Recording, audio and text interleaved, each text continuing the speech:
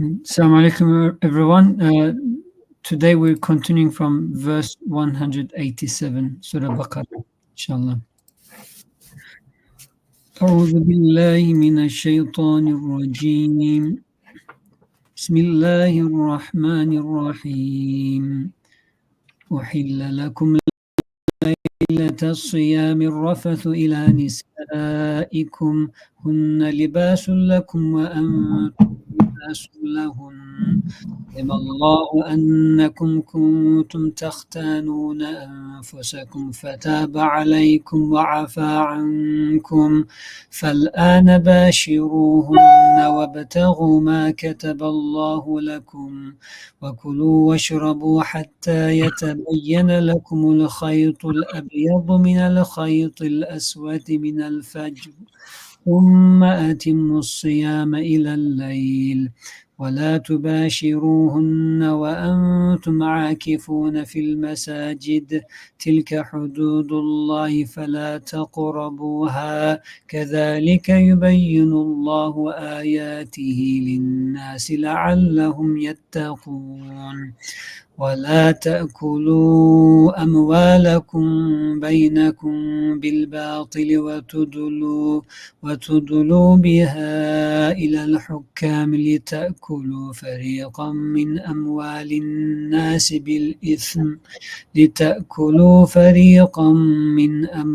الناس بالإثم وأنتم تعلمون يسألونك عن الأهلة قل هي مواقيت للناس والحج وليس البر بأن تأتوا البيوت من ظهورها ولكن البر من اتقى وأتوا البيوت من أبوابها واتقوا الله لعلكم تفلحون وقاتلوا في سبيل الله الذين يقاتلونكم ولا تعتدوا إن الله لا يحب المعتدين صدق الله العظيم.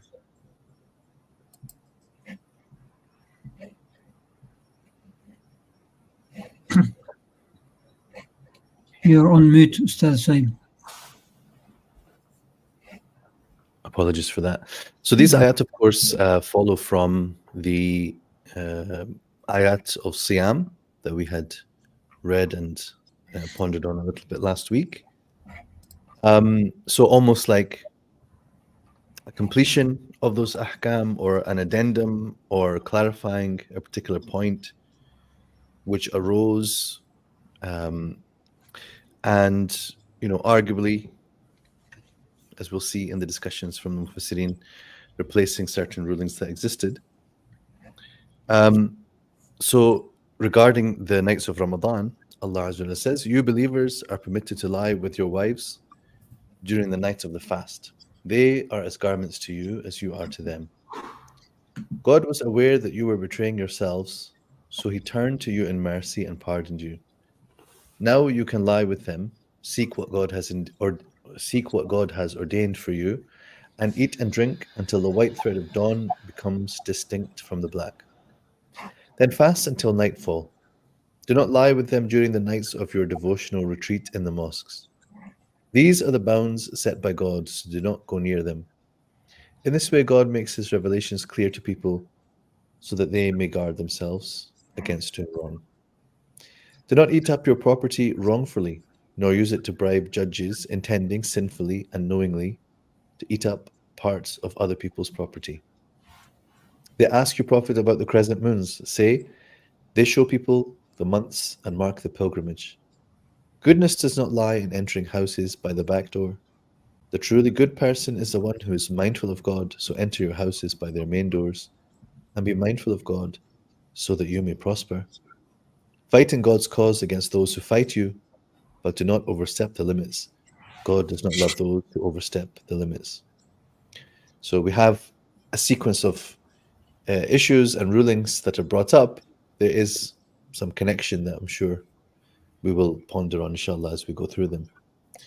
But perhaps we can start with some of the background or the context and narrations related to this ruling, ayah 187.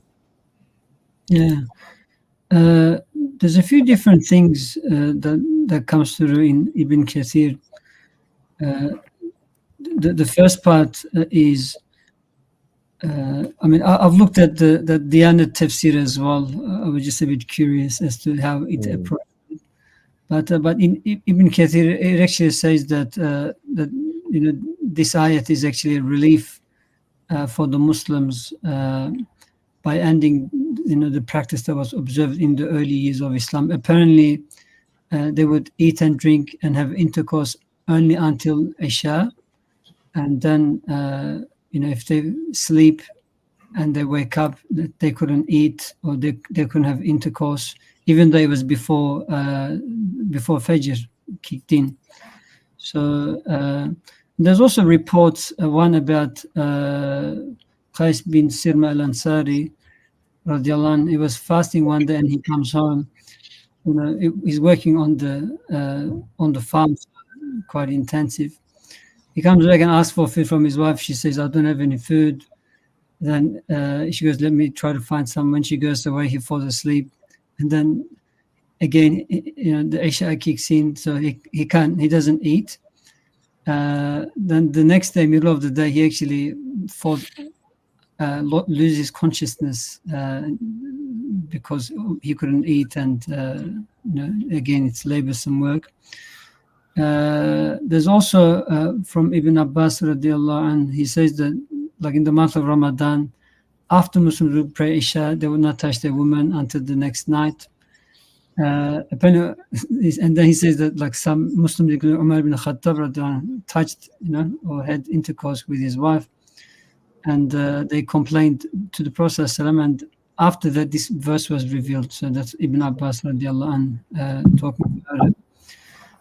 But the tafsir, the Diyanat tafsir actually approaches it differently. It says that like it wasn't prohibited to Muslims, but the Muslims had thought, because of the past practices from Christians and Jews, that they also thought that that intercourse was forbidden and eating after Isha would be forbidden. But that wasn't really the case. So it says that the verse actually comes to clarify that position, and yeah, that's There could be yeah, that's a tricky one, whether it was actually prohibited and this was like almost like you could say nas hukman or something, or was it they felt like it, like you're saying the Diyanat tafsir is alluding that the companions themselves assumed it. Yeah, that's right. So Ibn Ashur says that. That's Ibn Ashur's argument. Or is it?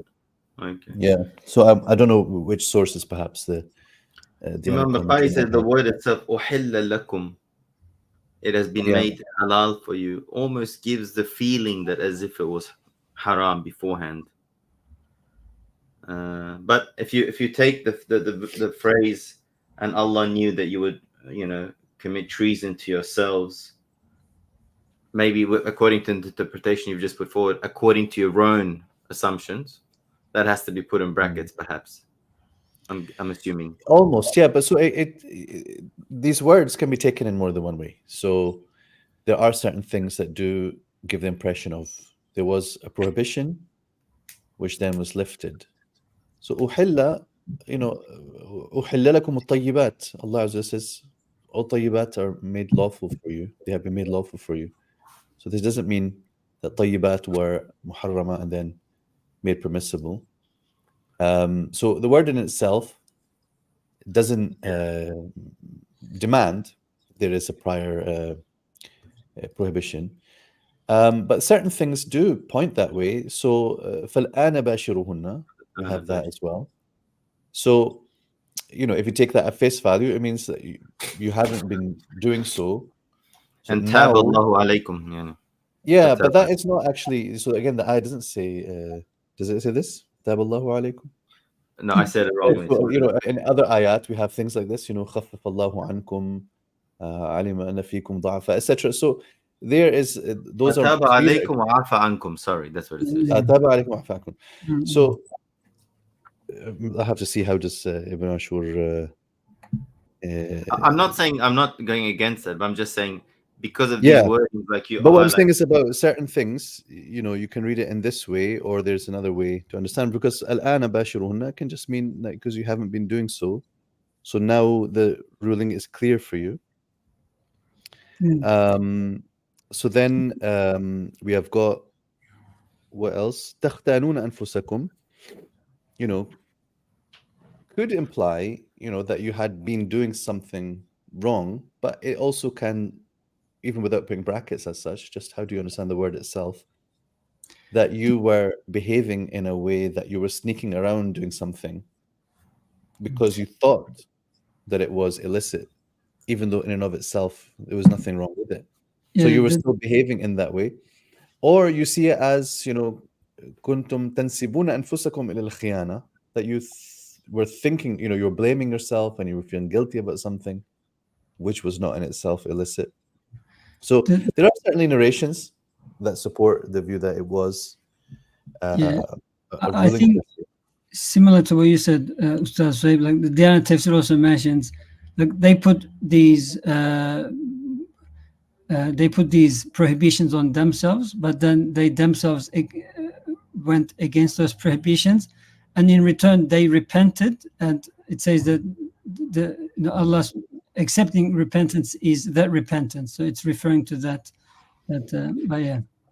In support of this interpretation, and even what the Sahib was saying, was that verse about the thing comes to mind, the فَمَا رَعَوْا حَقَّ رِعَايَتِهِ رعايتها, yeah. Sorry. In the Christian celibacy, when they took up upon themselves that they'll never marry, Rahbaniya, right? Rahbaniya. Ustadh Sohaib, ساعدنا في من حفظك. So Allah never prescribed upon them this celibacy, this monastery, but they took it upon themselves, yet they did not carry it out in a way that it deserved to be carried out. This is my paraphrasing. So according to their own fard, so maybe this can resemble that, and it's interestingly very similar because it's related to Ahl Kitab, it's about the shahawat. But the hadith evidence seems to point, I would say, that it was because Sayyidina Umar says, Ya Rasulullah, according to some narration, I did this, and the Prophet says you were not meant to. In one narration that I read. And also the story of Qais and all that. Like, we don't hear from our Prophet saying, why did you have to even do this in the first place? You don't need to. That clarification comes from the Qur'an. It's assumed as if the Prophets agreed with them with that assumption. And that agreement is most likely mabniyun ala wahi. I'm saying it's based on wahi. Allahu alam. So these are just my initial thoughts. So I mean, so it's obviously the inquiry into the historical moment is interesting and useful. But from this, we get the ruling, of course, that the night is open with regards to these halal activities. Of course, we know that you want to fill the night of Ramadan with worship, but there is permission, and there's flexibility with regards to when and how. Whereas, there was a kind of assumption of a certain rigidity at the time of iftar, the time of suhoor. These are the only times when eating can be done. If you sleep, then you lose out on some of that. So did the suhoor also become constituted after this? Is what, sorry? This practice of suhoor, the Prophet says, فَالسَّحَرُ فَإِنَّ فِي السُّحُورِ بَرَكَةً, and make suhoor, for indeed the suhoor in his barakah. And he said elsewhere that the difference between our fasting and the fasting of the Ahl Kitab is suhoor. Was it after the coming of this verse? A lot of that depends on exactly the debate that we were having about what was their practice, and so we can't be too. No, based on their understanding that whether they believed it was from God or was their own assumption, did they also prohibit themselves from suhoor? Ibn Kathir does mention those hadiths in this context as well. So, yeah. So within this. basically, up until this verse, the companions would not have done suhoor. No, you're being too sure about something. When, That's as we know, I'm asking this. yeah. Well, again, that's maybe one perspective, not Okay. like something you can say with any certainty, because it all depends on how you understand the context of the ayah and what it was responding to. Right, and you know, because the role of sleep, for example, how does that fit in? The way Ibn Ashur talks about it, certainly he's assuming that they had suhoor, and it's only that they assumed that at suhoor, you know, it's a time for eating. It's not a time for obviously marital relations. I don't think normally people would do that. And he says they also used to assume that there is something wrong with entering the fast while in a state of janaba,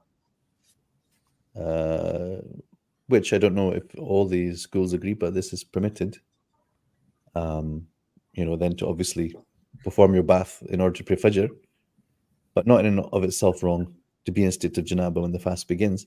But everyone assumed again, and you can kind of understand, you know, you can feel why that you might not feel nice and comfortable. You started the fast and you're in a state of janaba, because obviously if you enter into janaba during the fasting, you know, depending on the circumstances, that would break your fast. But so he's assuming that they did have suhoor. So I don't know on what basis we would rule it out. Yeah, maybe it requires further looking into it. I was just asking because if we go with that first understanding, it means sahur came after this. But yeah, يحتاج إلى إمعان ونظر to look at it. I mean, it is talking about, you know, eating and drinking until this point. So there is a mention here about the time and the openness of that, and so you're saying the fact that it says atimu no وكلوا واشربوا حتى يتبين لكم الخيط like you're saying it shows that they were aware of the eating of the pre-dawn meal, the sahur, and it's just giving an exact timing. I mean, it's not necessarily really talking about suhoor. It's not really necessarily talking about the suhoor. The topic here is the lying with the wives. But then in general, the openness of the night to the activities which are allowed for the person who's not fasting. And then the time is indicated. So it's not going to say and lie with your wives until the white thread of the dawn. I mean, it's not sensible. But the issue was not about the eating so much as it was about the marital relations, at least in Ibn Ashur's perspective. Okay. But if you are looking at some of the narrations, the issue was eating after having fallen asleep. So the problem is that when you have a whole set of narrations, you don't necessarily know which one tells us the story, or it may in fact be telling us a few different things that were happening and which the ayah cleared up. And some of those things may be rulings that had existed, and others may have been misunderstandings and assumptions. Because here there is a very famous narration as well, a few narrations actually, but the famous one from Adi ibn Hatim regarding this white thread of dawn becoming distinct from the black. And it's a lovely example of prophetic tafsir and of, you know, just understanding how you can take things at face value and thereby misunderstand them. So there were some of the companions, and this may have been as well right at the beginning when fasting was first decreed, and it was regarding not Ramadan, that they may have thought that you have to, you know, observe the difference between white thread and black thread and that kind of thing. So Adi is later on, you know, he is saying that he's telling the Prophet ﷺ that he has a thread, you know, like a white thread and a black thread he keeps under his pillow. And so he checks. Once he can tell the difference between them, then this is the time at which, you know, the fasting has to begin. So the Prophet ﷺ in his reply to him It's a very, very sweet but quite so gently chiding kind of reply. There's a couple of wordings of it. One of them is إنك إذا لعريض القفا. Right. So this has got two meanings. You got a One is wide head, like neck, right? wide neck. Sorry, yeah. So in the kind of idiomatic usage in Arabic, this is kind of like you're a bit silly, okay, but said in a loving way. But it has a really funny kind of literal sense where it's so appropriate to the circumstance, because he's saying, if you have got the white thread of dawn and the black thread of night under your pillow, you must have an enormous pillow. And you must have really enormous head and neck to go with that pillow. So he's basically saying, don't you understand what this white thread and black thread is? It's to do with the sky. It's to do with the appearance of the whiteness in the sky. It's not to do with threads that you keep under your pillow. So it's very, very, succinct, but sweet kind of correction. So yeah, in the other narration, it just says you must have a massive pillow. إنه وسادك العريض. It's interesting. Like we're talking about whether the verse should have been or should not be taken literally, but it's almost, I don't want to use the word poetic, but it's very beautifully, and the imagery is very beautiful. But the hadith itself, as Ustadh Sohaib is pointing, that itself requires there's a bit of beautiful imagery captured. The explanation of that imagery is captured in a beautiful imagery. It's also a reminder that so based on that narration, Ustadh Sohaib said that Min al-Fajri was revealed later, and this is a sign that this can happen with verses, and has been surahs can be revealed over a period of time, but sometimes within a verse a particular phrase can be revealed after the initial Yeah, I mean, personally, I'm not so comfortable with that explanation in this ayah. There are narrations that say that. Ibn Ashur touches on that as well and says, maybe when discomfort. What gives me discomfort? It's almost like, it's saying that Allah Azza wa Jalla revealed the words, but it wasn't very clear, so then he had to spell it out for people who just didn't get it. And so the Quran, was it more perfect before or after? This is a function of human speech. I didn't make myself clear enough the first time. Let me try again.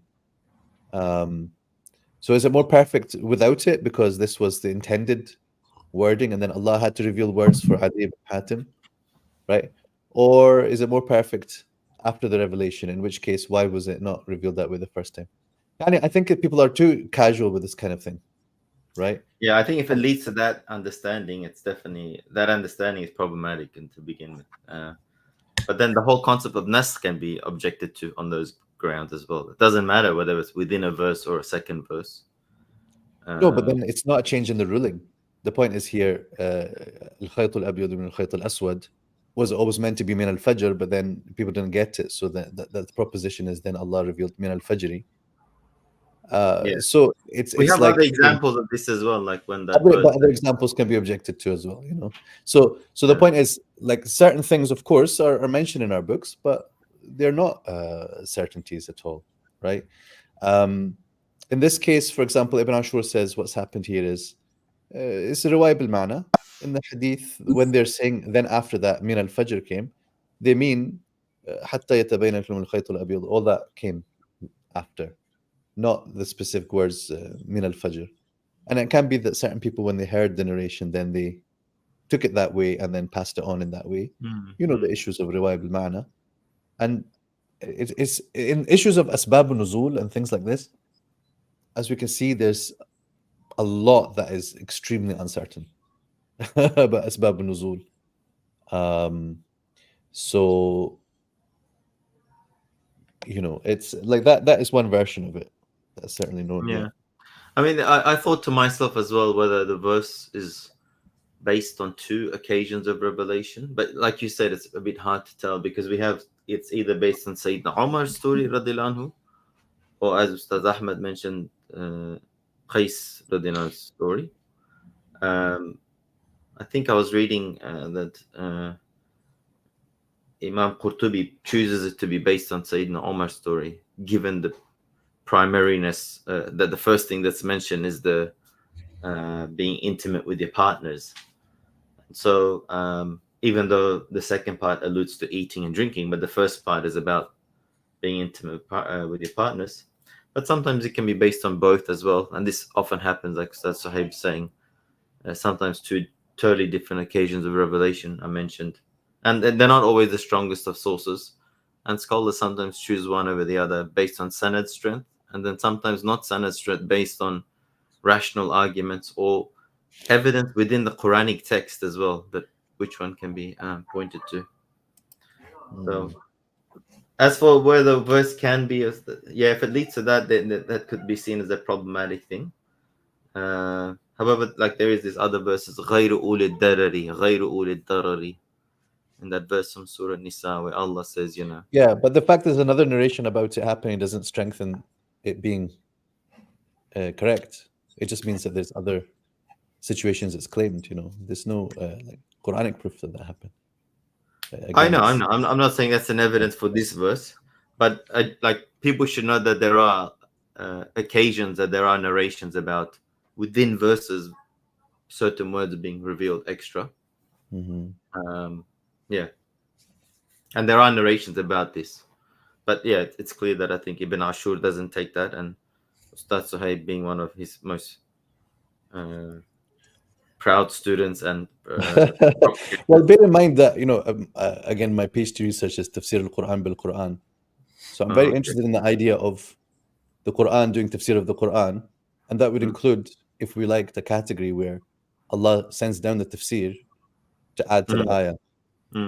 It would be lovely and attractive for me to choose that for the sake of having another chapter in my thesis. But yani al-haqqu ahab. That's to say, these things, many things that surround revelation, they affect your perception of the Quran. That's right. If we were to, follow every sabab nuzul issue, we would lose a sense of any coherence within what we're reading. Yeah. And we'd start to see that our understanding of the ayat that we're reading depends upon historical narrations which are almost out of reach. And what we have got in the books obviously helps shed some light, but the idea of it sort of clarifying everything is unfortunately, not so straightforward. If you just rely upon one book, for example, it's okay because whichever author will choose what they consider to be the strongest. But if we go back to the issue of the Ayatul Qisas from last week, we'll see why, how you understand the context can radically alter the entire story of an ayah. And being too comfortable in just picking something up from a book and slapping onto the ayah may obscure the ayah for you forever and obscure the meaning of the ayah for generations and generations. And much as this is a very bold claim, I do think that is the case with Ayatul Qisas. And I believe that Ibn Taymiyyah, as it happens, resolved a very long-standing difficulty in interpreting the ayah by connecting it to its proper context, which was also narrated from the early generations. But those narrations fell out of favor or stopped getting quoted, even though they go back to the Tabi'een and possibly before. But certain other narrations were the ones that were included in the books, including Ibn Kathir, who's a student of Ibn Taymiyyah. He didn't pick up on the relevant narrations that Ibn Taymiyyah pointed out. So that's, I think, a very powerful case study for this kind of thing, where it could be that the context is even somewhat different from the things that actually made it into the books on this issue. So we have to be able to just see the ayah on its own terms as well, and not lose sight, of its own pronouncement on the issue. The context, grounds us. I think we have to, it's a reminder we have to be open as well, like especially dealing with asbab and nuzul, like not to quickly, like you said, apply it and restrict the meaning of the verse, and be open to they might be contradictory or even totally other views. I think from that, I have to listen to your summary of that from last week. No, Yeah, I'll but give you the long thing. I'll give you the long thing. Never mind the summary. this happens many places where we can't just how you understand the context makes a total difference. But just for people to know, like Imam Baqai also, he starts talking extensively about how this type of verse, even the min al-fajri being said afterwards, it just shows the different types of tashbih and ista'ara, and he pretty much goes on talking about how the different types of balagha is being showed here. Like there are different ways that people have understanding it, but definitely the way that the doubt that Ustadh Sohaib alerted us towards, that's definitely not an option where that it's as if Allah subhanahu wa ta'ala needed to clarify what was his intention. Yeah. Well, it's also the case that there's so many things in the Quran that require that little bit of understanding of the majaz or so on, and we don't have every time a revelation that comes and That's sort right. of spoils the imagery by making it literal or spelling it out. Hunna libasul lakum. And then what if somebody thinks that they are actually literally clothes and you have to wear them? Oh well, so I don't really see that in this case. Min al fajr, it was already there. The clarification is there. But I think that as Ibn Ashur suggests, what had happened is that they connected min al fajr in their minds to a different part of the sentence, so they didn't understand al khayt min al fajr. They understood يتبين من الفجر الخيط الأسود الخيط الأسود من الخيط الأبيض من الخيط الأسود, right? So it doesn't have to be that that min al-fajr wasn't there. It just means that they didn't see it in its correct position in the sentence, and this is just more plausible to me anyway. And Allah knows best. Yeah. So there's a lot more in the ayah though. No. هن لباس لكم وأنتم لباس لهن. Beautiful imagery. I mean, yeah. Okay, that's enough. And then we have also the ruling about the i'tikaf in the masajid. So we know about i'tikaf, of course, and this is a general allusion to this ruling. It's found elsewhere, but it's something that is done in the month of Ramadan, in the masajid, and during this time, of course, one is not to go.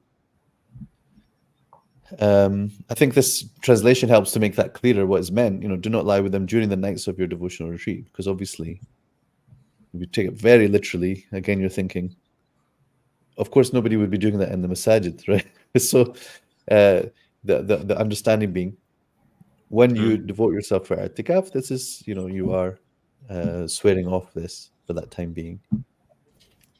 Yeah, this is nice because the Arabic, you don't automatically get this, and you can get this assumption that outside the masajid it's permissible, correct? But here, that your devotional retreat, Yeah, maybe, or even the suggestion that someone would have thought about doing it in the masajid is perhaps strange when you say it out loud. But it's sort of like you just might understand the words in that way. But also the translation includes the nights, which is also good because the verse doesn't say that, but that's what's implied. Because obviously during the day it's fasting. And this goes down to the whole understanding of i'tikaf. I know it's a bit popular in our masjids. They say every time you enter the masjid, enter with the intention of i'tikaf. But if I'm not mistaken, the Hanafis sort of emphasize that i'tikaf is really connected with fasting. A proper i'tikaf is almost you can't do without fasting.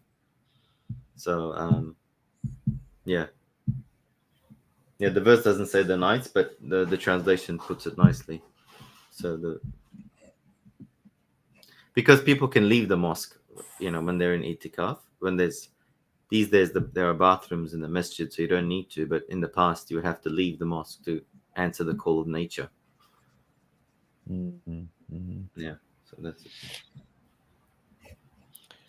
So shall we move to the next ayah? Just Imam Baqai says, حتى يتبين لكم, the khayt al-abyad.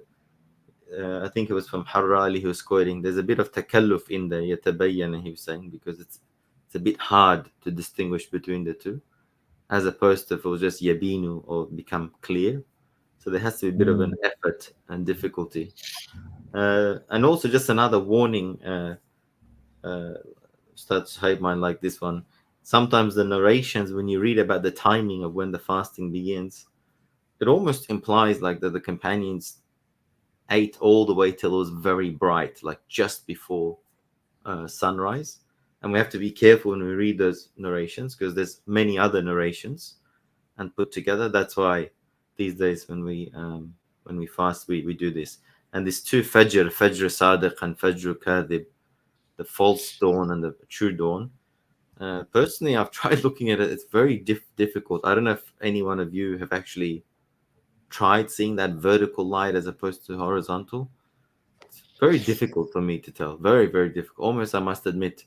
But I guess that's the problem of being always raised up in an urban, polluted city, not having that connection and looking at the heavens as often. Yeah, I must admit it's difficult. I mean, we have a kind of, you're wanting to be very careful about those narrations, but those can be important as well. You know, we were talking here about the extremes in certain latitudes, like we have very long summer fasts. And, you know, in this situation, you want to find whatever latitude there is, pun intended, in the scope of the fasting, because like the Maghrib is a clear, you know, a clear sign. You know, there's nobody would have the guts to eat before Maghrib, you know. Even though, like I said, there are sometimes, you know, suggestions made that maybe we should follow Mecca time or Morocco time or something like that in the summer. But that's not popular. It doesn't catch on, and it just, people would never feel like, well, it's still light outside, I would put something in my mouth, right? But on the start of the fast, because of these narrations, you have a little bit more flexibility. It helps those thing. And in summer, we do not have a genuine Fajr time in Scotland, right? Because we have perpetual twilight, right? So not to the extent they have in even further north places, you know, Norway and the Arctic Circle, but you still have no entering of Isha, so then there's no entering of Fajr either. So it has to be done by calculation or estimation. Well, in Scotland, yeah, in fact, the whole of UK, yeah, you don't have a proper entering of Isha, like it doesn't get fully dark. Not in summer, no. Really? Yeah, really. Wow, I thought that's like I thought that's all the way in like Norway, or you know, the very. No, I mean in really, really north, you don't even have a Maghrib, so that's another problem, right? So we have Maghrib, but we don't have Isha technically. So Isha is estimated at basically an hour after Maghrib. So the Shafaq doesn't fully disappear, the white Shafaq? Yeah, we have perpetual twilight. Oh wow, okay. So then in that case, you know, how do you set that estimation? This is one of these big fighting issues that people manage to have between a camp called 15 degrees and a camp called 18 degrees.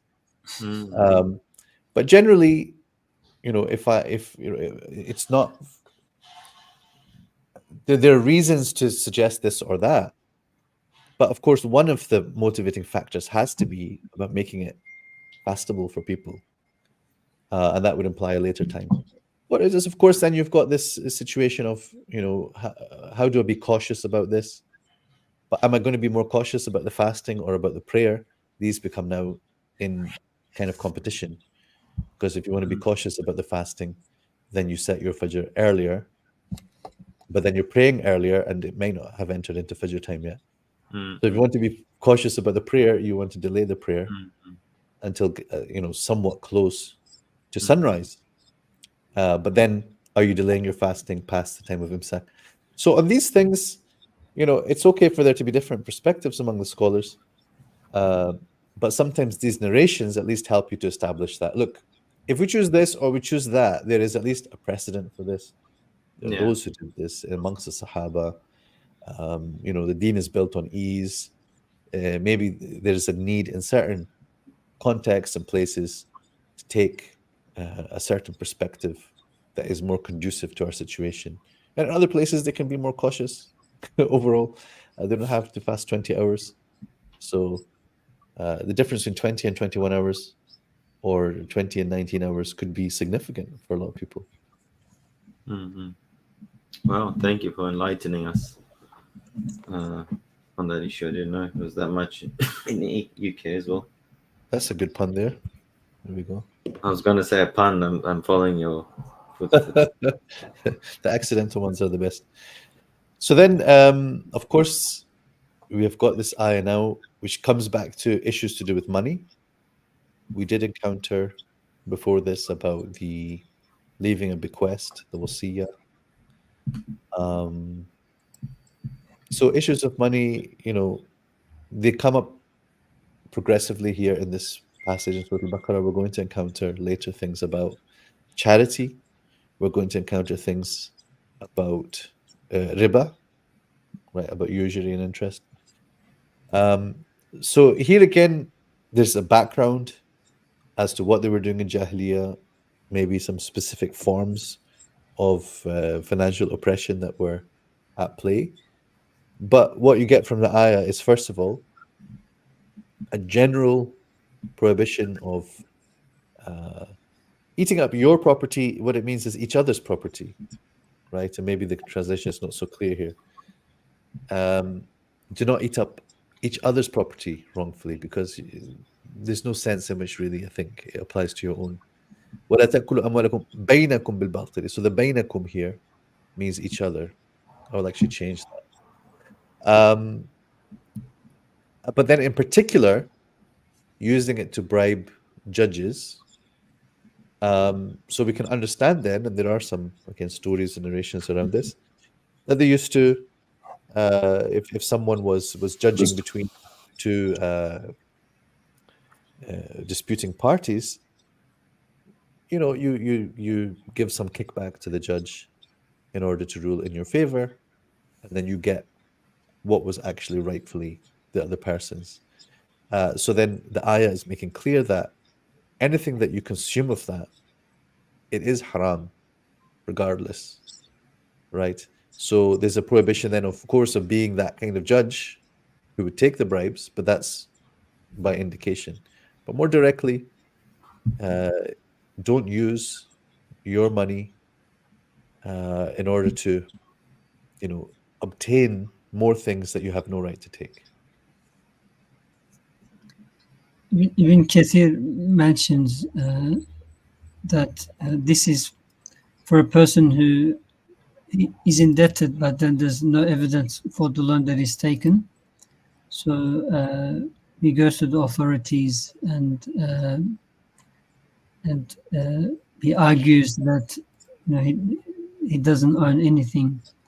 And also narrates one of the hadiths of the Prophet where he says, I'm just a human being, and people you bring your cases to me, and as some of you may be more eloquent and persuasive in presenting his argument, I might issue a judgment in his benefit.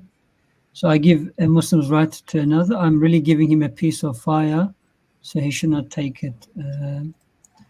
So unjustly consuming one another's property, as you mentioned, Ustadh Sohaib. The verse might also shatter some of the utopic images of some Muslims have about an Islamic state or so, that it's going to be utterly filled with justice, that no wrong can happen, no judge can take a bribe. Maybe it's a reminder that the ways of corruption are always there, but that what's required is people to have taqwa in their hearts and make sure they don't, take these wrong approaches.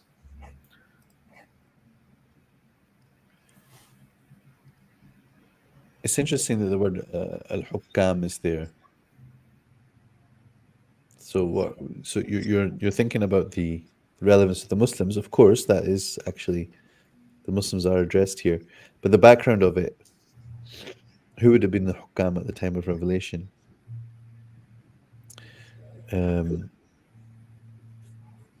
I know we're now thinking about like Muslim rulers or something. We use this word for the Muslim rulers. Well, it's a Medini verse, so it's the Medina time, right? I'm assuming. Yes, but the Prophet ﷺ is the only ruler for the Muslims.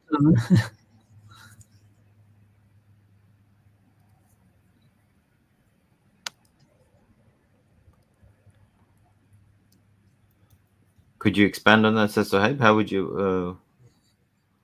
Well, I'm just saying that because maybe you were starting to think about how it's saying to the Muslims about a utopian ideal. Like it's warning about that. I think Ustadh Sadeq meant even in the time of the Prophet ﷺ, like, is that what you meant?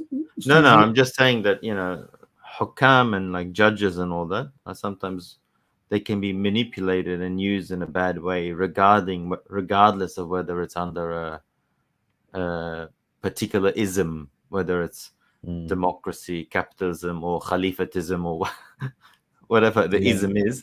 The avenues for corruption of the human to do evil in any society is there, and the real treatment really comes down to the taqwa and the qulub. If that's not there, and that's what this verse is hitting at. That's what I was sort of thinking, like. Yeah. Like these type of hukams would have been with the Umayyads, Abbasids, Ottomans. But when Ustadh Sohaib said the time of the revelation, I don't know if you're pointing to something else.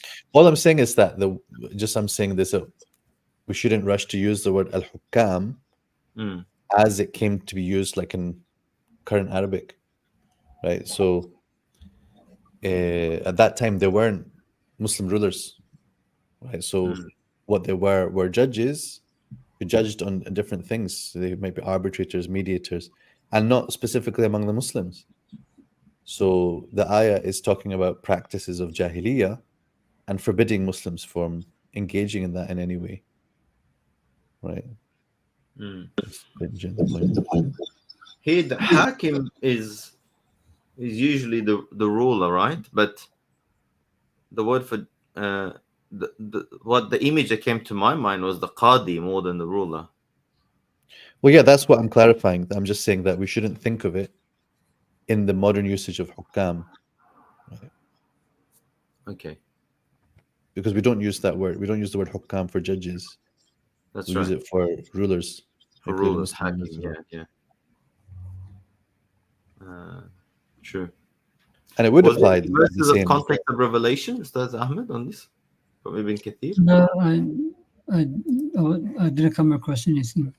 Ibn Abbas, he does say that it's about an indebted person when there's no evidence of the loan, and then he goes and argues for it. So that's what Ibn Abbas says. Okay. There was a narration that is regarding someone called Abdan al-Hadrami and Ibn Qais al-Kindi اختصما لرسول الله صلى الله عليه وسلم في أرض نزلت هذه الآية. This is a story in Sahih Muslim. But it doesn't state in there that the ayah was revealed concerning it. But Ibn Abi Hatim says so. And this is another good point. Sometimes what's said to be a context of revelation is really the companions or the narrator's connection. Like that's why I pointed to the verse and that thing. Sometimes Abu Hurairah narrates a hadith and then it says, "In shi'tum faqra'u hadhihi ayah." Like he's using that as a way of connecting it to the verse, but it could come across as if it's not always that the event was connected. What was the wording you chose to use for calls of revelation? You had a nice word, prompts, revelation prompts. Did you call them? Yeah, recently I've been calling them prompts of revelation. Yeah. If you think about it from a theological perspective, it's natural why there's so much confusion, because we're talking about a kalam that's coming outside of time, and it's entering into existence that's within time, and it's talking about matter. So it's timelessness and time within time is connecting, and that causes confusion. So sometimes, is it really after or before? I was in a weekend conference about the Sirah, and they were talking about similar things as well. And yeah, just a thought occurred to me. That's why it's a bit hard to exactly say something, because the nature of the reality we're dealing with is a bit sometimes beyond our logic, our understanding, at least beyond the logic of the 3 dimensions and 4 dimensions that we're aware of. Allah. Yeah, same with the general question about chronology and which surah was revealed in which order. Are things as linear and as easy for us to appreciate as we'd like, or is revelation itself something that contains an aspect of obviously hiddenness and mystery, and because we don't have the access to things that the Prophet ﷺ has as a person receiving revelation. So anyway, it opens up a door of pondering. I just forgot to mention one thing that I found really beautiful being said about the previous long verse. Imam Harali argues that this is the beauty of Islam, that in a way never make something that your fitra or your jibil, you've been made, jubbilat alaykum, that you've been made to incline towards, for that to be a sin. So Islam never fights the fitra, but rather channels it, allows you to channel it. So this being intimate with your partners and all that, it's actually because the fitra is on that style, the rulings came matching that. And actually, if we take the narrations as authentic, we should never fall into any bad opinion of Sayyidina Umar or any companion. It's actually a great honor for them to be a cause for such an ease of Allah's rahmah wanting to become for all of us. We should almost see it like, was in my opinion, as one of the muwafaqat Umariya, almost. That's my personal thing on it. But that fitra point was nice, that everything, it's is in line with that. Very nice. So do we go to the next ayah? Ahilla. Yeah, I think we can.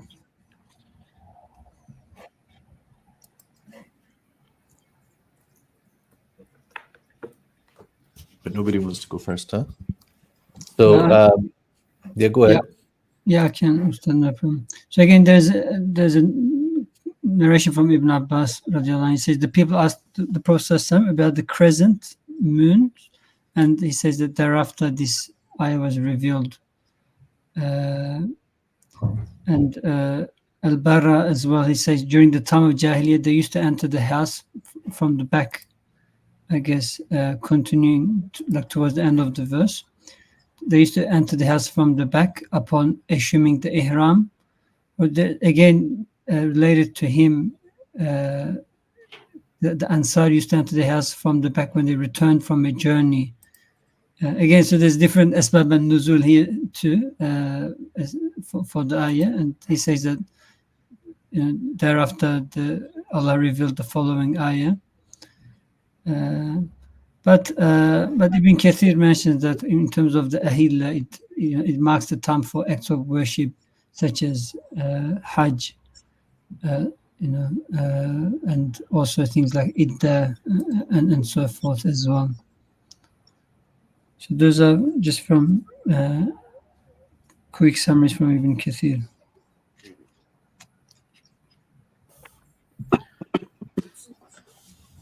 I heard somewhere about the munasabat, but I haven't read this from Imam Baqai. But it really sat well with me. That what's the connection between the doors and the moon? It almost appears like there isn't, but I haven't said. And the connection is this: that the beginning and ending of the months. I'm going to say something controversial, so don't think on it too much. Beginning of ending of the months is by the physical sighting of the moon, the hilal, ru'yat hilal. So don't try to enter the month through other means, through the back doors of using what I would say too much dependence on technology and calculations and so on. So that was a little ishari thing that I heard somewhere and I liked.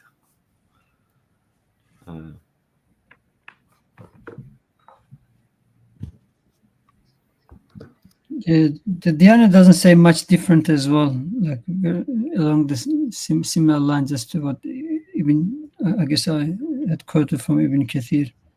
Did the Diyanat tafsir reference Ibn Ashur in the previous verse, Ustadh Ahmed? No, it didn't. It was pretty obvious they're taking his opinion. Yeah, it doesn't. I don't know that he necessarily is that Not unusual, unique to him, huh? but it could be based on him. That's possible. Yeah, I mean, definitely like borrows from it. It's one of the primary texts. It does say that. So yeah, but it doesn't give a specific reference. Yeah. So we have number of these ayat with yas'alunaka. It comes 7 times in this passage, essentially. Sometimes with a waw, wa yas'alunaka, where the few questions are sort of interconnected. Other than that, it's like each one introduces a separate kind of question that is being put to the Prophet ﷺ. Sometimes people say, oh, there's only, was it 13 questions that the Sahaba asked, and those are the ones that are mentioned by yas'alunaka. Anyway, this is maybe a sort of rough, it's a sort of nice statement, but not an exact one, right? Because obviously there would be other things that are asked, but it just gives you something to ponder on. It catches your attention, the way this is phrased, right? So it's like, here is a question, and here your Lord is gracious with you to give you an answer. In this case, the answer is often said to be not exactly matching the question. That depends on how you understand the question, right? So some of them said that when they asked about the crescent moons, they asked, something about the shape or the size, or why does it wax and wane and things like that. So then the answer comes to establish what is the purpose, right? So this is al-uslub al-hakim or uslub al-hakim. It may not be technically an example of this, because we can also assume that the companions would have asked what is useful to them. So Allah Azza wa Jalla clarifies how these things are a blessing. They enable you to know the times of things, and that connects with what has just been talked about with Ramadan, and knowing when the fasting begins, when it ends, and then of course the Hajj, which is going to be talked about in the near future. And even before that, this issue of fighting, which arises just in the next ayah, is connected with that as well, because of the Muslims' intent to go for Umrah and the fear that there will be an attack and a violation from the mushrikeen. So knowing what will be the response in that situation, and what is the stance of the Muslims with regards to this, and even fighting in the vicinity of the sacred mosque. So here there is an allusion to some things that they used to be doing in the Hajj, where they had certain invented rules, right? And that reminds us of what we've just seen about maybe the potential misunderstanding or assumptions or imposition of certain rules that weren't there. But here, things inherited in the Jahiliyyah. Bid'ah, essentially, this is innovations that have been added to Ibrahim's religion, where they felt like we need to go in through the back door when we return from Hajj. So these things are swept aside. This has nothing to do with the revelation. This has nothing to do with the religion. There's nothing good in that. Forget about these things and customs that you've introduced. Rather come back to, first of all, the core meanings and purposes, spiritual guidance in these acts. And secondly, the way of doing it that is established by the actual revealed scripture, and that they show us the actual manasik of Ibrahim alayhi salam. And this is just a very nice kind of mathal in this. Like, it goes beyond the immediate meaning to something universal. that when people do things in a kind of roundabout way or in a backward way or in a way that kind of invites suspicion as well, you say to people, وَأْتُوا الْبُيُوتَ مِنْ أَبْوَابِهَا. Everything, you should approach it in the right way. You should come at things through the right door, right? So somebody is trying to get some help from you, and then they use some emotional blackmail and hinting and dropping, instead of all that, why don't you just come out and say it? Say what you want to say. وَأْتُوا الْبُيُوتَ مِنْ أَبْوَابِهَا. And it sort of then represents this idea of the openness between the believers, the transparency, and like, even though it's talking about a specific kind of situation or ruling, the words carry this, immense wisdom in the way they're phrased. And in Tafadhal. I was just gonna say, like previously last week, Ustadh, we were talking about bir, goodness, and verse 177. It gave a very comprehensive definition of bir with iman, the good practices, and this personal and collective ethics. But that was also in response to, ليس البر أن تولوا وجوهكم قبل المشرق والمغرب, and it was referring to the practices that the Christians and the Jews did in terms of whether they faced east or the west. So it calibrated the Muslims, and it established what bir was, given the societal practices at the time by the Ahl Kitab. So it's doing the same thing here as well. Like, let's say, if the Ahl Kitab or the society is doing one thing, the customs that are established, that may not necessarily be what goodness is. And then the Quran establishes what goodness is here. Be more specifically, but if like the principle is the same, I think, to that verse in 177. تفضل أستاذ سامي. No, just with the previous point, that the verse, the general principle that Ustadh Sohaib was pointing, like, something about Islam, do it openly. There's that principle, نحن نحكم بالظواهر. We judge by the external things. Even in Surah Tawbah and Surah Anfal, even when the Prophet had entered into treaties, while the other tribes broke their treaties, the Quran instructs the Prophet, I think it's in Surah Anfal, forgot how it says, like, throw the treaty out. If you're not going to go by it, sawa as-sabil, no, openly let them know that you're not following this treaty. Declare it. Don't hiddenly through the back door, like in a way that resembles khiyana, go against them. So it sort of generally alludes to a general principle that that Islam upholds, despite this specific example here. No. Inshallah. Should we give a 5-minute break, Ustadh, before we go into fighting? Let's take some rest. We need some energy. Inshallah. We should gather our necessary equipment. Come back. All right. Inshallah. We'll be back. Quarter to the hour, we return. Inshallah. Let's do that.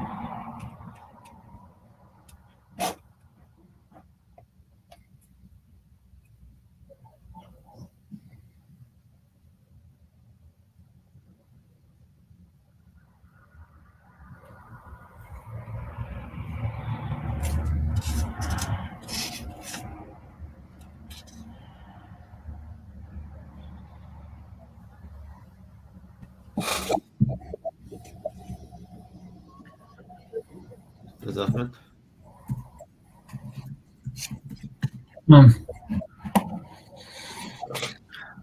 It's just a reminder that these discussions we're having, brothers and sisters that are listening, they would actually benefit more if they read on some of these narrations and these tafsirs. And sometimes our discussions are reflections on those narrations and those tafsirs. And it's like almost a podcast on those tafsirs. And they might benefit more if they'd already read. Whereas if they haven't, they might be saying, what are they talking about? I'm just thinking out loud.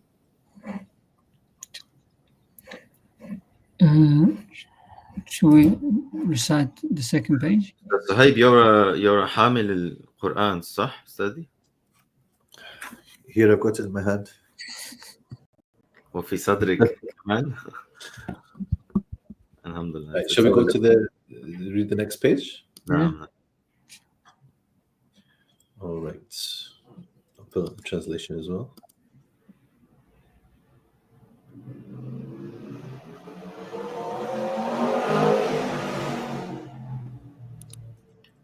Was that a motorbike? It was. Maybe I should close the window. Yeah. This time it was yours. Usually it's the cars are from my end. So when you start saying. أعوذ بالله من الشيطان الرجيم. وقاتلوا في سبيل الله الذين يقاتلونكم ولا تعتدوا إن الله لا يحب المعتدين واقتلوهم حيث ثقفتموهم وأخرجوهم من حيث أخرجوكم والفتنة أشد من القتل ولا تقاتلوهم عند المسجد الحرام حتى يقاتلوكم فيه فإن قاتلوكم فاقتلوهم كذلك جزاء الكافرين فإن انتهوا فإن الله غفور رحيم وقاتلوهم حتى لا تكون فتنة ويكون الدين لله فإن انتهوا فلا عدوان إلا على الظالمين الشهر الحرام بالشهر الحرام والحرمات قصاص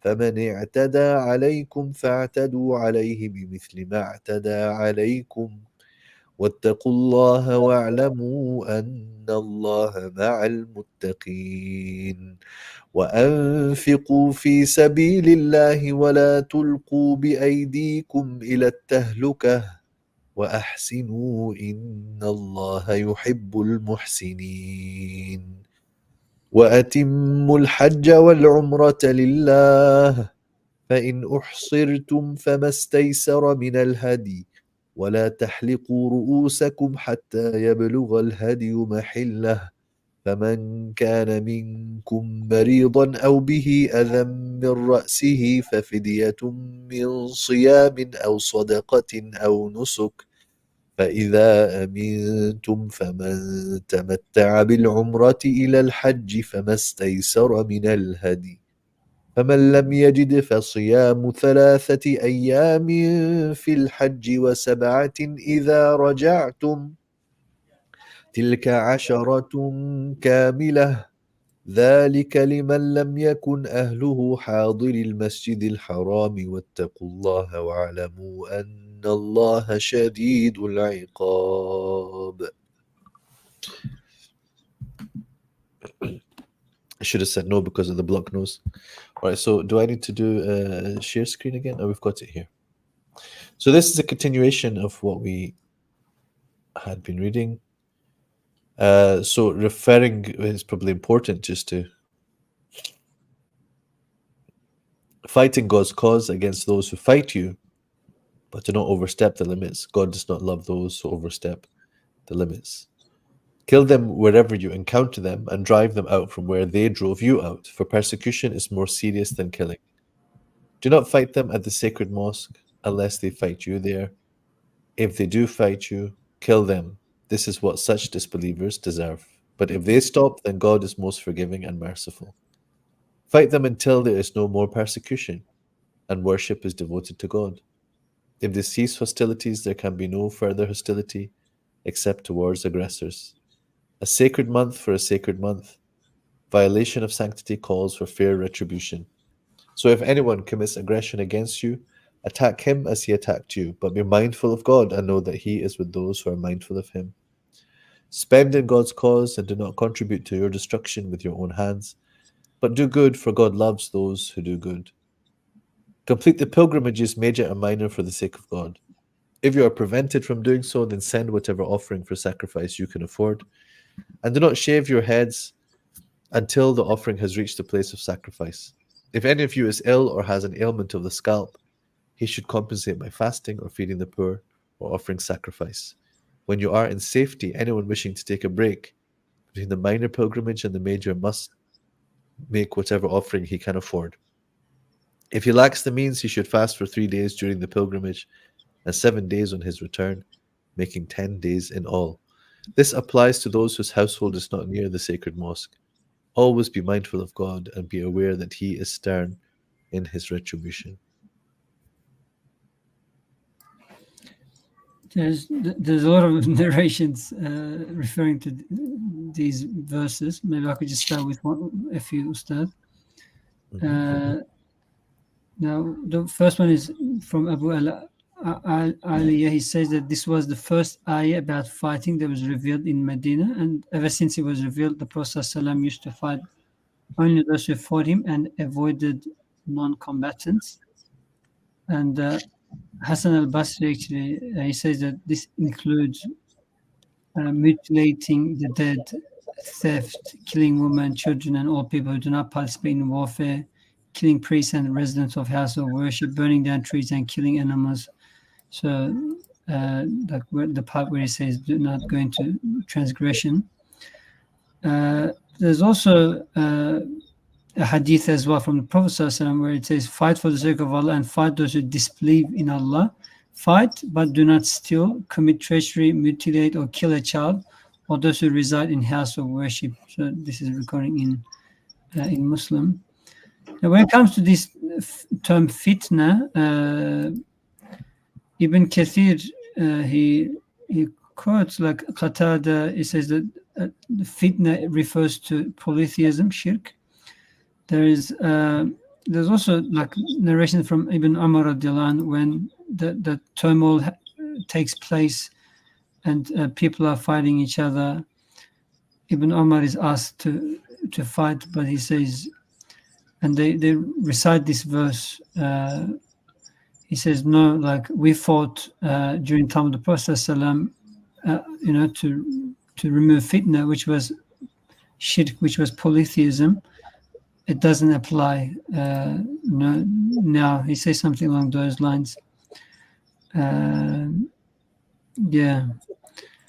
And in terms of like the part about fighting, I think what did the verse say? Well, yeah, وَيَكُونُ دِينُ لِلَّهِ, and the deen will be for Allah. There's a hadith of the Prophet Ibn Kathir once again has the Prophet was asked, O Allah's Messenger, a man fights out of bravery and another fights to show off. Which of them fights in the cause of Allah? The Prophet said, he who fights so that Allah's word is superior, then he fights in Allah's cause. Yeah, just a few notes there. Just over here about the fitna being ashaddu min al-qatl, Imam Bukhari gives this translation: the fitna, as in the punishment by expulsion, is more stronger in softening towards Islam than fighting them. يعني الفتنة أي العذاب بالإخراج أو غيره من أنواع الإخافة أشد تليينهم للإسلام من القتل. And then he gives examples of how Ikrimah and Safwan and Safwan ibn Umayyah and Abdullah ibn Abi Rabi'ah, all of them, once they left Mecca after the conquest, they had a moment to reflect and they became Muslim, not at the moment of fighting. Yeah, just want to give a different.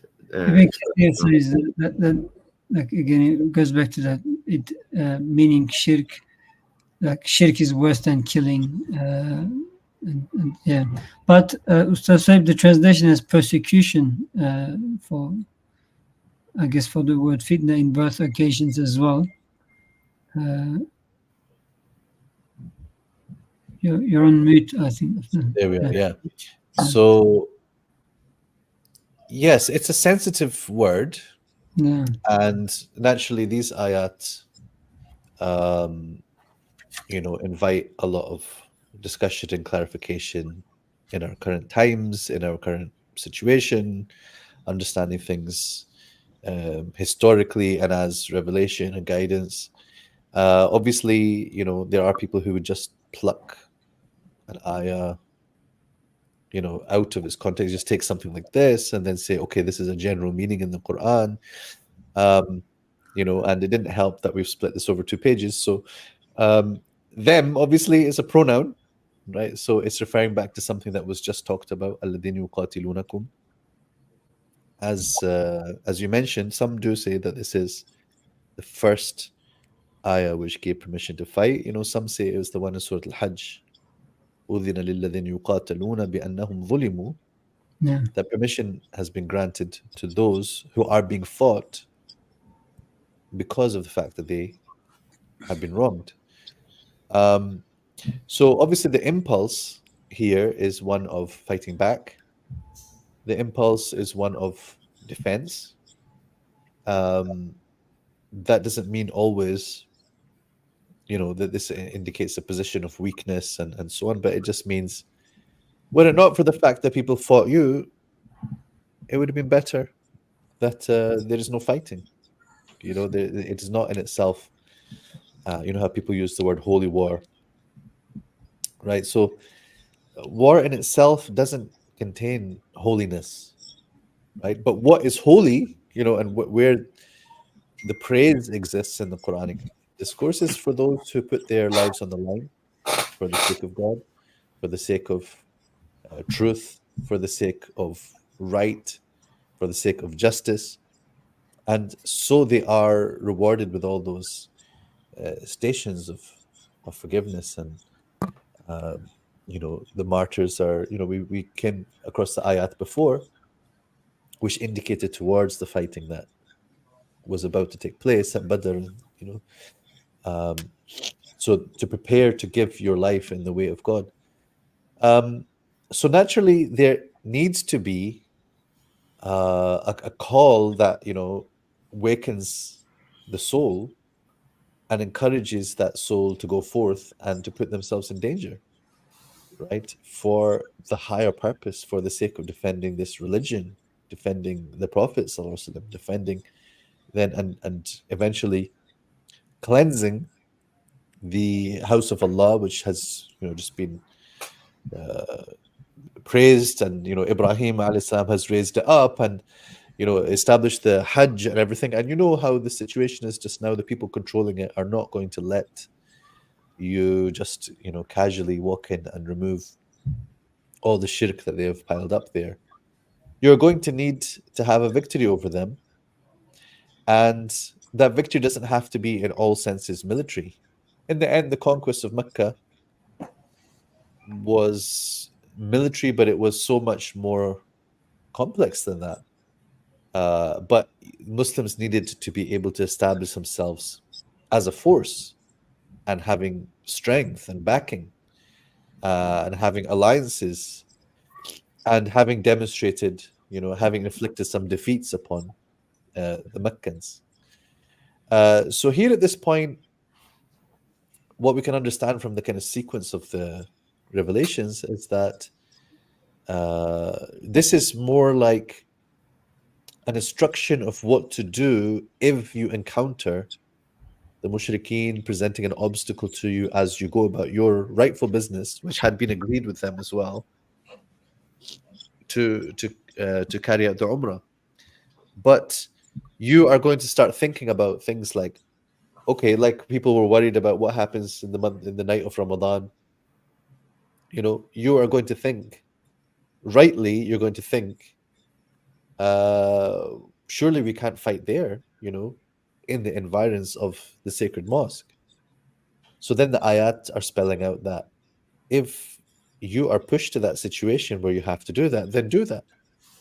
Deal with them as needs require. And this will be necessary for you to establish, that you are not going to be trampled over. And the whole sort of framing of this is, regarding what they have done to you. And then al-fitnatu ashaddu min al-qatl. Right? So fitna is, of course, a very, very evocative term, as you said. A number of the mufassirin just sort of shortcutted it to say this is the shirk. But it's like everything that's involved in the whole system of shirk. It's not just I don't think it's so clear to say that the shirk in and of itself is the fitna, but it is like a byword for everything that they were doing, the people of shirk, and in their defense of shirk. And they were, of course, putting the Muslims to fitna. I mean, specific cases, what they would do to the likes of Bilal, radiallahu anhu, the famous story, torturing, killing people just for believing. So this is fitna. The word persecution here in this translation, I think this is from Abdul Halim's translation anyway, is indicative of the fact that they were intolerant of Tawheed. Now, of course, we're not going to pretend here that as people of Tawheed, we are tolerant of shirk, certainly not in the Kaaba. But we believe in the call to truth being opened up, right? These are people who are claiming to be the custodians of the Kaaba, the inheritors of Ibrahim alayhi salam, but they are shutting down and being intolerant to the call of Ibrahim alayhi salam.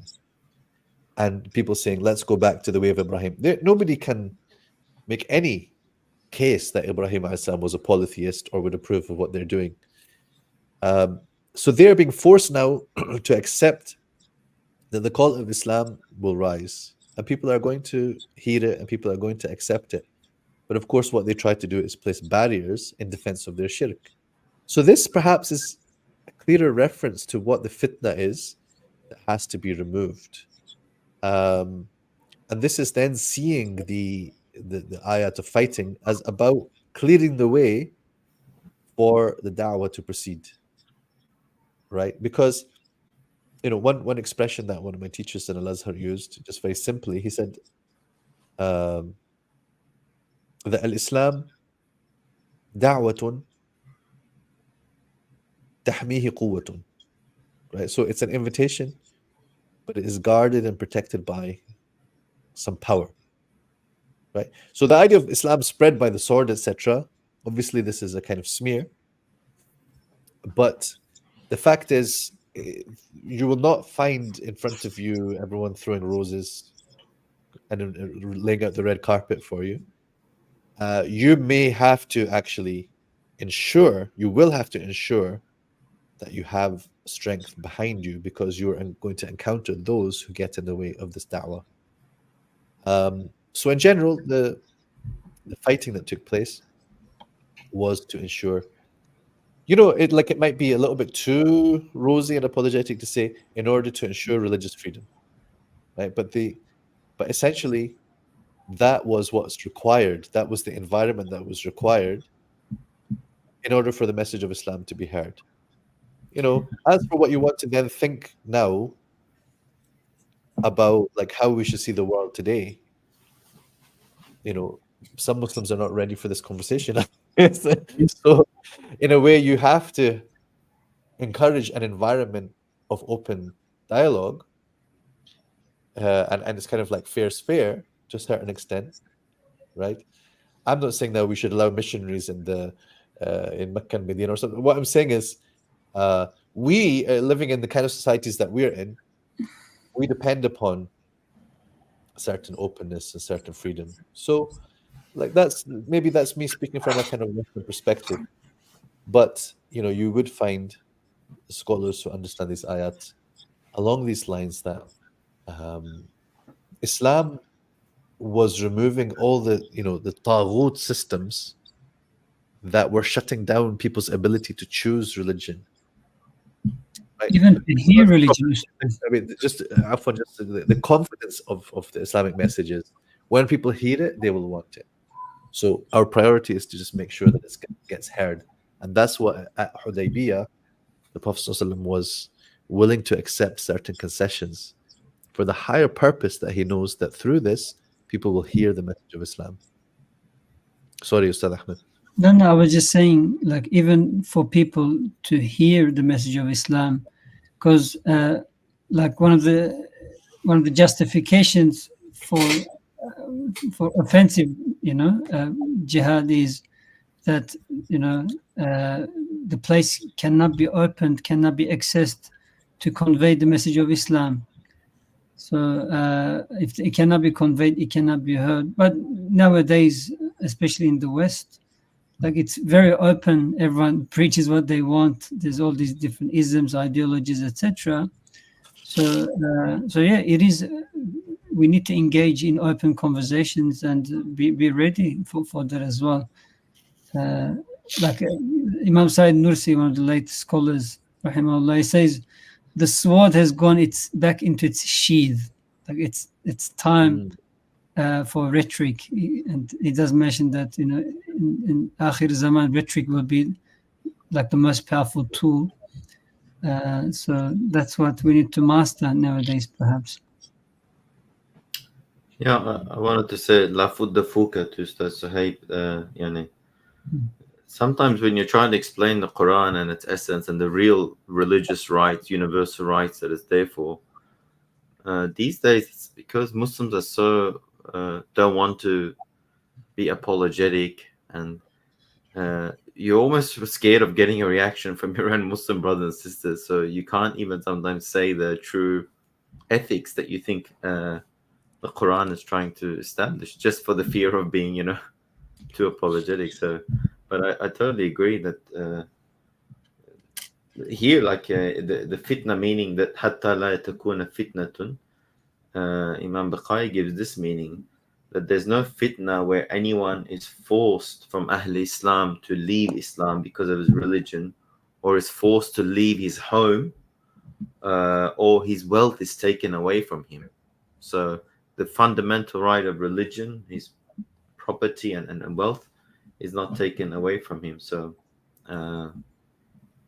yeah, it's a very beautiful thing that this type of fitna is much worse.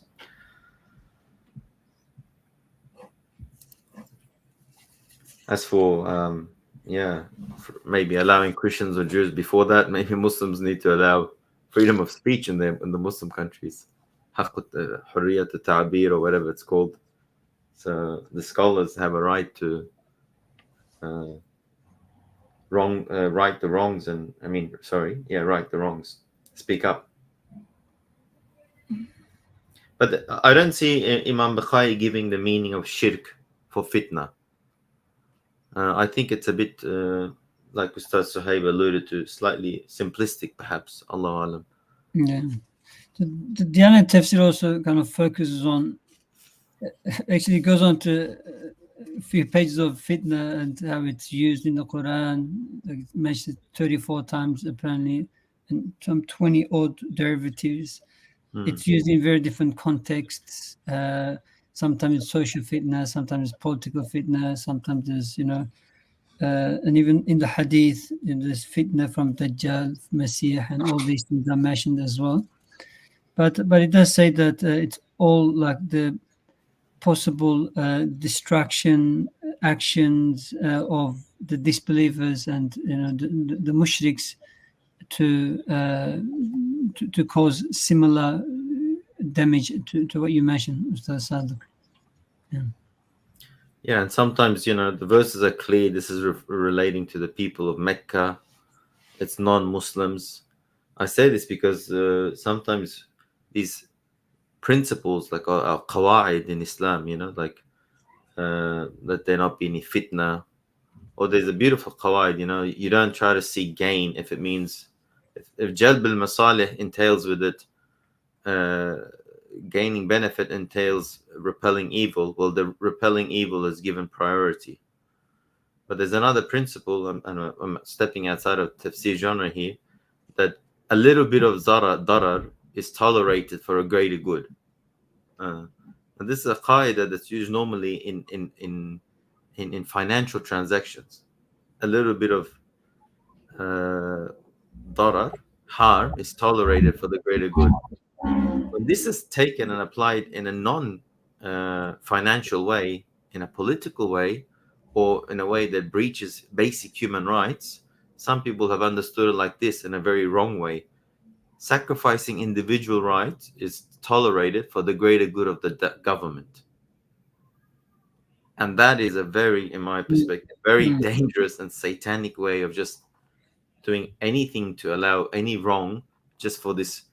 And I think these verses, if they're not read properly, as Ustadh Sohaib said, in its proper context, if it falls into someone that can, write speeches for the hukam and so on, they can really start playing and making dangerous rules.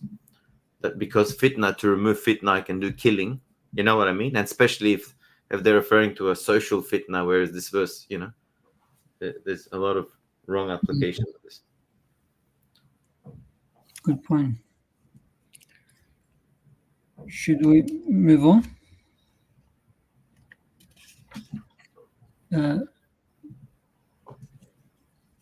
Okay. Yeah, So what do we there understand? may be some more specifics here, but for time, maybe we can move past them to the other things covered in these ayat. Do you mean maybe to ayat 195? Yeah, I think we kind of covered 194 as well. Can you both add for me some clarification of 194? Since I wasn't here for the qisas discussion. Although this is not, it does have the word qisas in it, sure. But there are narrations around this as well. Maybe Ustadh Ahmed has them from Ibn Kathir. No. Regarding the Shahr al-Haram issue. Do you have that there or no? In Ibn Kathir, it mentions just from Jabir radiallahu anhu that the Prophet ﷺ would not engage in war in sacred month, but he says when the Prophet ﷺ heard that Uthman was killed at Hudaybiyah, like while they were at Hudaybiyah, he got pledged from his companions to fight. But when the news was falsified, he resorted back to peace. So he gives this narration in the context of verse 194. But other than that, so the general meaning is like along the lines of the qisas, because then wal hurumat qisas is then sort of generalized here. It's like you can't have it both ways, that like certain genocidal states that we see nowadays, where laws don't apply to us. If anyone does the slightest thing against us, we will use every rule in the book, we'll throw every name at them. We will, subhanallah, you can bomb embassies and assassinate people in all the countries. You can kill their soldiers. You can kill their civilians. But they send one rocket back. It's like, oh, we have been attacked and this and this. SubhanAllah, it's like you're watching on and you're like, are you for real? Like, is anyone buying this absolute gaslighting of the highest order, right? So it's like Quraysh perhaps were like, doing certain things in the sacred months, and then if the Muslims did it, it'd be like, oh, this is a violation of the international law. The sacred, this is terrorism and stuff. But the double standards are not going to fly here. If you violate, then we will do what is necessary in response, and it's tit for tat. And if the sacred months were something that was like specific to Sharia from Allah subhanahu wa ta'ala, it'd be a slightly different matter. But their status was more like a fixed kind of a matter of general security amongst the Arabs, and it's endorsed by the Sharia, right?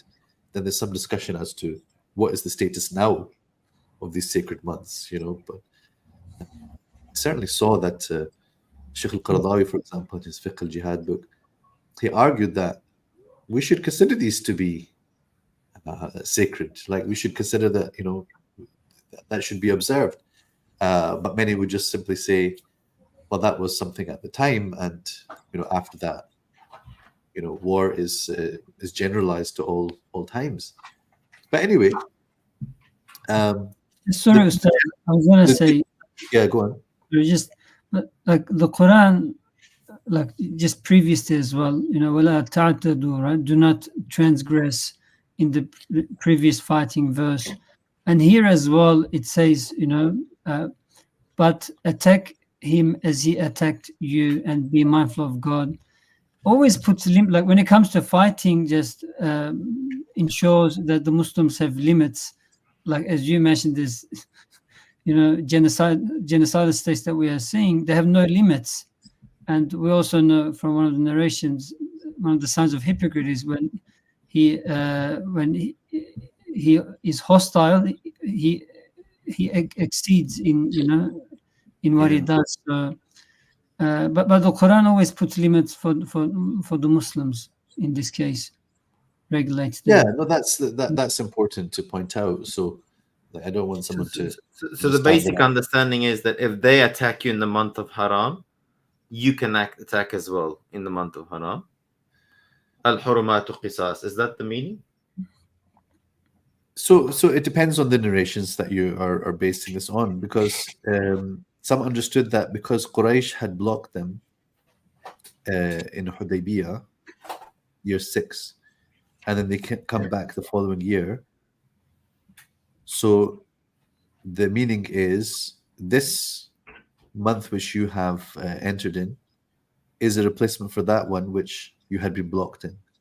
So that doesn't then now mean that they did anything wrong, but it's a day for a day. Yawmun bi yawm wal harbu sijal. So that's a kind of expression that they had, right? So it doesn't necessarily mean that you, but it depends if you link it to some situation where, okay, even if they fight you at the Masjid al-Haram, fight them at the Masjid al-Haram. If it comes down to that, don't let that be the thing that causes you to lose in this situation that they have imposed. Yeah, and that was explicitly said before about the place. Okay, so you're saying this could mean perform the later Umrah that in the month of Haram that you were prevented for before at Hudaybiyah. That's one of the meanings. Yeah, so you've been granted this as a replacement for that. Okay. So yeah, and in general, the sort of principle here is, something like the punishment fits the crime, but what's not here about punishment and crime, but you have the right to defend yourself in like means. So even the wording of the ayah is like فَاعْتَدُوا عَلَيْهِ بِمِثْلِ مَا اعْتَدَى عَلَيْكُمْ. So the same word is used, although it looks a bit different in the translation. فَمَنْ اعْتَدَى عَلَيْكُمْ, commits aggression. فَاعْتَدُوا عَلَيْهِ, here a different word is used because, of course, you are not the one committing aggression if you're responding to aggression. But the word is used as if to say, you give as good as you get. You have that right. But being mindful of God, and that's always like the higher plane of ethics.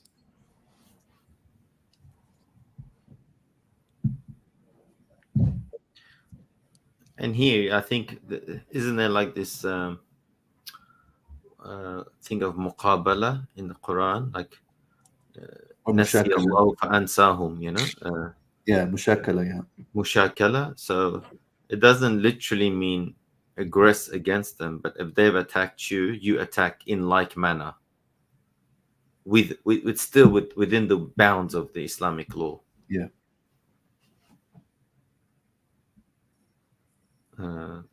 There's a saying in my language. It says that if the dog bites you, grabs onto your pants, trousers with its teeth, are you going to grab the dog's trousers with your teeth as well? basically saying that sometimes responding in a similar like is really showing how bad of a situation it is, and that's not that's being pointed here. It's just saying if you've been attacked, like you said, whether it's in the place or the timing of haram, then you can attack back. But it doesn't mean if your innocents have been killed, then kill their innocents. That's not the meaning that I see. Because i'tida is normally quite a negative word, right, Ustadh Sohaib and Ustadh Ahmed? Yeah. It implies the dhulm. Yeah. Okay.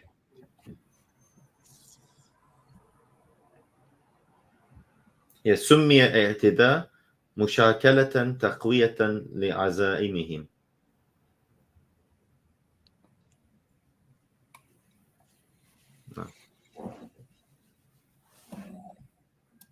Okay, should we move on to 195 maybe? No. Finish off the page, inshallah. There's a narration from in Tirmidhi that a man from the Ansar broke the enemy Byzantine lines in Constantinople while they had sieged the city. And Abu Ayyub al-Ansari radiallahu anhu was amongst them as well. And some people apparently said that the man who broke into the enemy lines is throwing himself to destruction. But Abu Ayyub said, radiallahu anhu, we know this ayah better, for it was revealed about us, the companions of Allah's Messenger sallallahu alaihi wasallam, who participated in jihad with him and aided and supported him. And when Islam became strong, we the Ansar met and said to each other, Allah has honored us by being the companions of his Prophet and in supporting him until Islam became victorious and its following increased. We had before ignored the needs of our families, estates and children. Warfare has ceased, so let us go back to our families and children and attend to them. And he says this ayah was revealed about us, and the destruction refers to staying with our families and estates and abandoning jihad. And also Ibn Kathir kind of further adds that spending, so the order includes spending Allah's cause in various areas, but especially in spending for fighting the enemies and what strengthens the Muslims against enemies. So perhaps it kind of ties in back to the verse with that more specific understanding. Yeah, and from a munasabat perspective, like Imam Baqai says, since the discussion is about jihad and all that, well, one of the greatest things that support jihad is the financial side of it. And particularly Islam and in the early Medinan state is very struggling. So here the verse is sort of, encouraging for success through spending and fighting. And just as a reminder, just for today's times, I'm being involved in different projects locally, globally. Our community needs serious money to do work. And one thing that the past year has shown us is we're just so behind. We have no position. We're not even on the table on many discussions. And we can't be there if there's not a serious amount of important projects. Whatever, every organization and groups will have their own goals, but they all need financial backing. And for the Muslim one, in an Islamic society, the ultimate resting place is where people give purely for their hereafter in this world. That's going to be our major source. It can't always be through these grants and so on, things that people may expect us. But if we're really going to work for the sake of Islam, well, Islam has always been supported by very pure sources that have been given because of the hereafter. Now, I'm not going to, it sounds like I'm giving you a speech as if it's a charity donation, but it's a very important, significant side of our faith. So which fundraiser are we inviting the audience to, Ustadh Sadeq? We're in the fundraiser of Surah 195, verse of Surah Baqarah. No, honestly, it's very, very needed, because the amount of money and dollars that have been used for propaganda to promote the batil We're talking about billions of dollars are being used, and the latest technologies, algorithms to take people to the most satanic ways of thinking. We were talking about how the verse of Islam before the fasting calls people back to their fitrah. There's serious research and money being spent to spoil the fitrah in every single way possible. Yeah. From a conscious level to a subconscious level. And then there's obviously political and all these oppression that's taking place. There are lobby groups that fund them and support them. We can't only combat this by saying we'll speak the truth. Al-haqqu ya'lu, you know? We have to also support it with this thing. And this verse is showing that.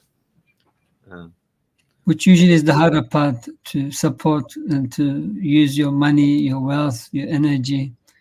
Sometimes speaking the truth could be difficult, but it could be easier than other things. That and the beautiful context that you gave. See, if you read the verse by yourself, or don't throw yourself into tahluka, okay, you can actually even take the opposite meaning. Don't spend too much because you might, you'll be destroyed. But that here I have to say, those type of sabab al-nuzul is really enlightening us. There's another one. There's a verse that says, "La yadurrukum in ihtadaytum." La yadurrukum man dalla in ihtadaytum. If I'm correcting, those who are misguided cannot harm you if you yourself are guided. And when Sayyidina Abu Bakr reads this verse, he quickly warns people, don't misunderstand this verse. It doesn't mean you just concern about your worries and don't worry if the rest have gone astray. He says, no, but if you do not tell us what's right and prevent us from what's wrong, it means for the leaders. If you do not warn the leaders, you will all be destroyed. I'm paraphrasing the hadith, but sometimes the context really requires this, the correction of the understanding. And may Allah reward Abu Ayyub al-Ansari and the Sahaba.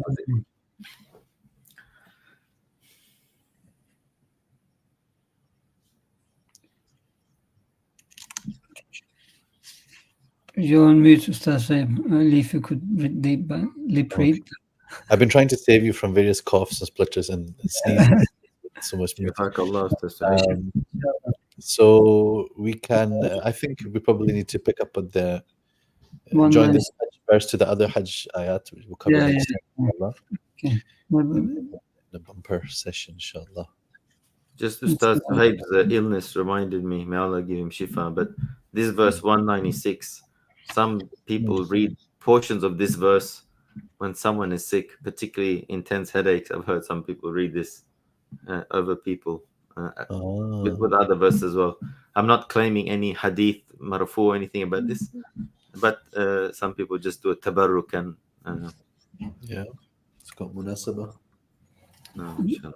Inshallah, you can so we'll read connect with the rest of the Hajj ayats. That's our agreement. Inshallah. No worries. Jazakumullah khairan, inshallah. And we'll continue next week, bi'idhnillah.